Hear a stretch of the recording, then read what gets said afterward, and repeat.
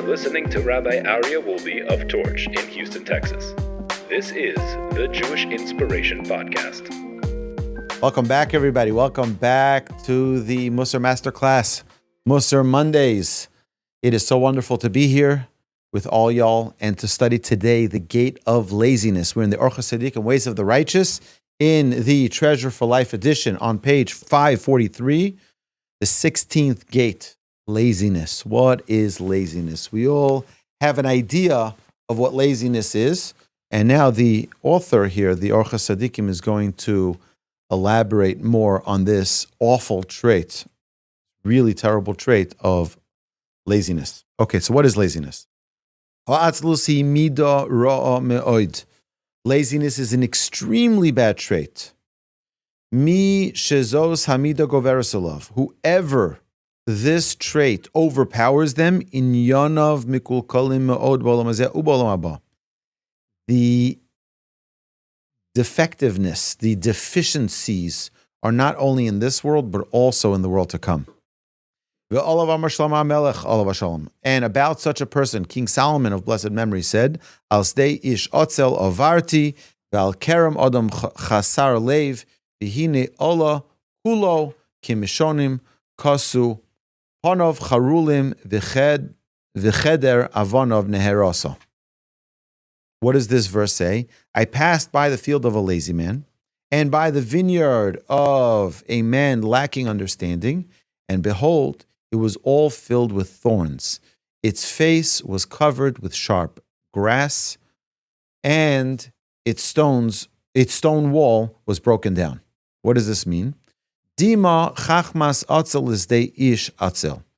He compares a lazy person's wisdom to a lazy man's field. Lo dai she'eno megadol tvuo mipnei she'eno oved osa koroi. It's not enough that he does not yield produce properly, but he also does not work it. But also, it gives forth defective things. El megadol af dvarim gruim has defective things. Kigon charulim v'kimshonim, like sharp grass and thorns, which spoil the produce. So not only doesn't produce something good, it produces something bad, something harmful, because he didn't properly maximize his field, cultivate his field. And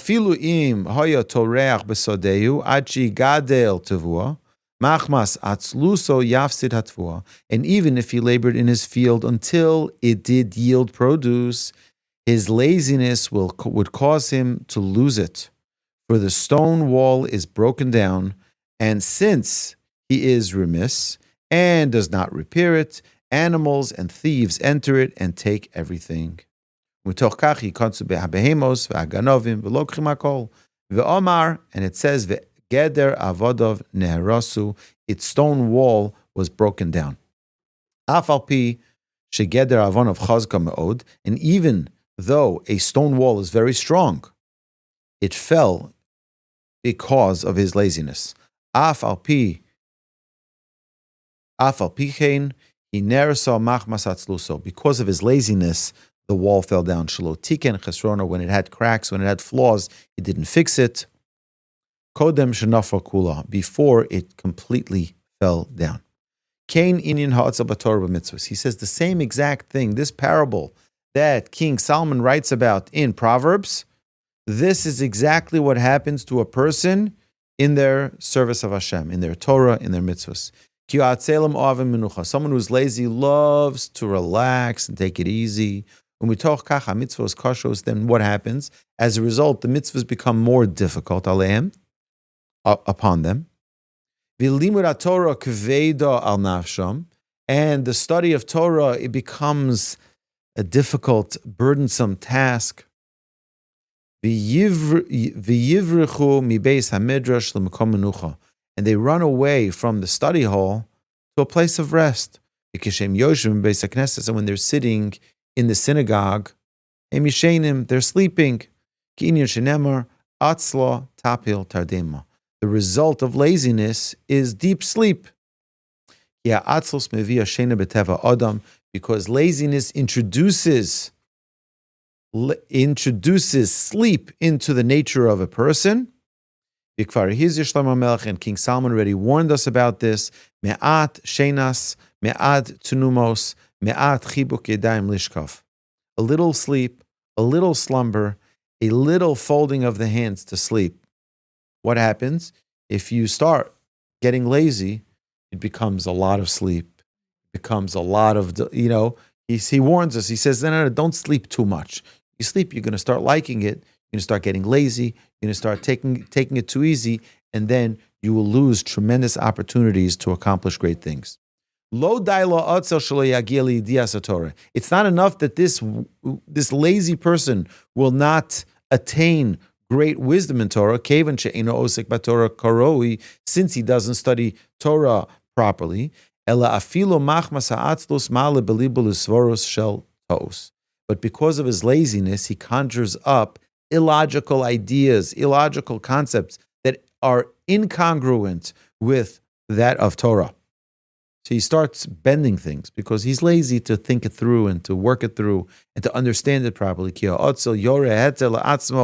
V'yomar tov laguf hamenucha kedei sheyischazek ki k'sha'adam chazak u'yochal lasos yoser min hachalash. What is he going to say? He's going to rationalize. He's going to say it is good that the body rests so that it will be strong. A strong man can do more than a weak man. And he keeps on giving this excuse more and more, excusing the laziness that it is a good thing for him. And we know that it's not a good thing for him. It'll do terrible damage because he will not be able to understand, to accomplish, and to fulfill his days with goodness. He starts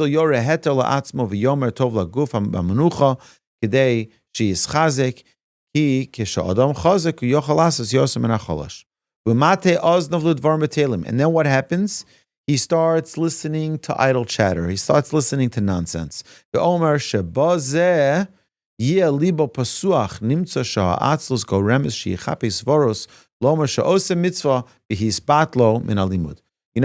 excuses that come when someone doesn't want to learn, doesn't want to grow. He says, what do you mean? He says, you think, I'll just tell you because it's current events. Current events is Purim. Purim is in less than 2 weeks. In a week and a half is Purim. Next Thursday is the fast of Esther. And on Friday is the holiday of Purim. It's going to be difficult because it's right before Shabbos. So what happened with the people who argued with Mordechai? Mordechai said, don't go to the party of Haman. You know how they twisted it? The people who wanted to go party by the party of Haman, they said, you think Mordechai's the righteous? We're the righteous. You think we want to be here? We just want to, make peace with our government. We would just want to find a way for us to work together. So we're the righteous ones. They twisted it. People who have this laziness like to twist things. That the good person is bad, the bad person is good. Everything is upside down on its head. It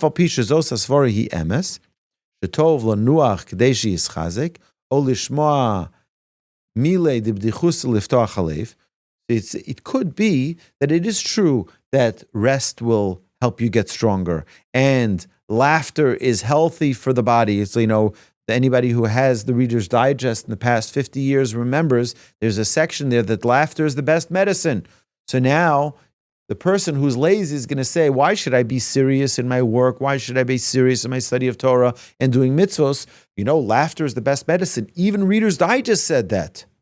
So then I should invest my life in laughter because it's a good thing, right? So what happens? They invest in that and they takes away from all of the fulfillment of their life because all they're doing is laughing and mocking and being filled with jest. So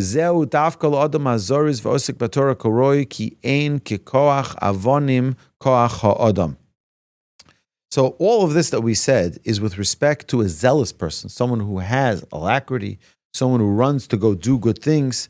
Such a person occupies himself with Torah study as he should. For a man's power is not the power of stone, nor are his bones made of copper. that he can labor constantly. You know, your air conditioner can work constantly. It can be on 24 hours a day. May not be good every once in a while, give it rest, but it can handle it. We cannot. We're not made out of copper. We can't. Yeah, we need to rest. But don't fall into the argument that by mistake you start saying and justifying, you know, it's a good thing to sleep. You should sleep as much as you can. Just sleep. It's fine. No, right? Sleep, it has its merits. But don't allow sleep to take you over, because when you do so, it's going to completely consume you and remove you from the ability to accomplish. The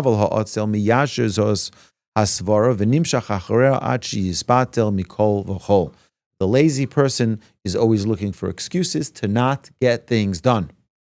V'la'olam b'chol hamitzvos sheyesh bahem torach yaseh svara lefi ha'atzlus lehizbatel min hamitzvah klolo shel davar ha'otzel yate kol svaraso lefi ha'atzlus. He says there's a rule, a fundamental principle, and that is the lazy man will rationalize everything in accordance with his laziness. That's the result of laziness. Everything, I didn't come, but it's a good thing I didn't come. It's a good thing I didn't go to the meeting. It's a good thing because, we all know meetings are a waste of time anyway. And they justify everything that they don't do, that it was a good thing, or it was like, I thought this through in advance. No. You're lazy. You're lazy.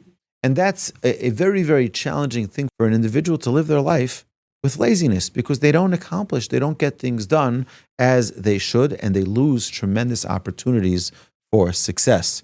So this concludes day number 92. Now we're going to continue with day number 93. You've been listening to Rabbi Aryeh Wolbe on a podcast produced by Torch, the Torah Outreach Resource Center of Houston.